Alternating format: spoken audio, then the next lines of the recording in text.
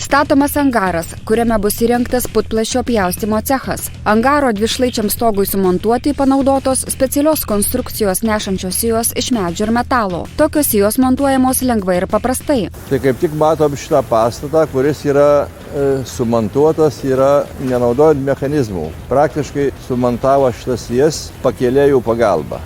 Montažas yra technologiškas projektų numatyta, kaip jas sutvirtinti kraige, elementarūs mazgai, kurie nereikalauja jokio didelio pasiruošimo. Sijos susideda iš klijuoto medžio tašų, kurie sujungti specialiu cinkuoto ir dažyto štampuoto plieno tilteliu. Palyginus su panašia klijuoto medžio konstrukcija, šios medžio ir metalo sijos yra dvigubai lengvesnės, nereikalauja papildomų atramų ir yra tvirtos. Objektas yra tikrai gana didelis ir tarpatramis čia yra 21 metras.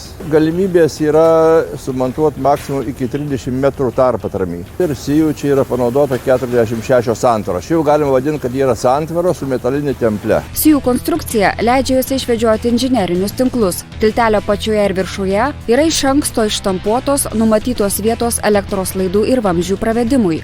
Sijos iš medžio ir metalo naudojamos įvairios paskirties ūkiniams, pramoniniams ir gyvenamiesiems pastatams. Šitų sijų panaudojimas yra labai platus. Jos naudojam visoje Lietuvoje ir objektų galima pamatyti montažo metu. Po to jas paslėpia iš viršaus stogas, iš apačios irgi atsiranda kažkokios lubos ir jų nesimato. Kauno senamiestis, renovuojamas kvartalas.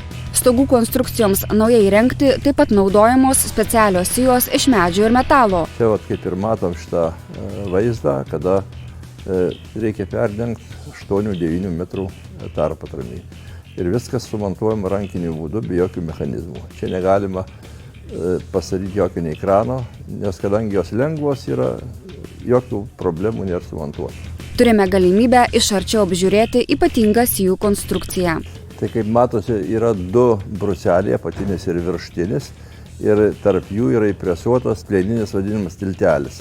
Tai yra čia nepaprastas plieninis tiltelis, jis gaminamas iš spyruoklinio plieno, norint didinti apkrovą, kai pavyzdžiui kartais reikia nedidinti sijos aukščio, neleidžia konstruktyvas. Tada tokiu atveju mes įdedam du tiltelius, kad padidinti sijos apkrovą. Konstrukcija, kurioje dera medžio ir metalo privalumai, nereikalauja papildomų atramų.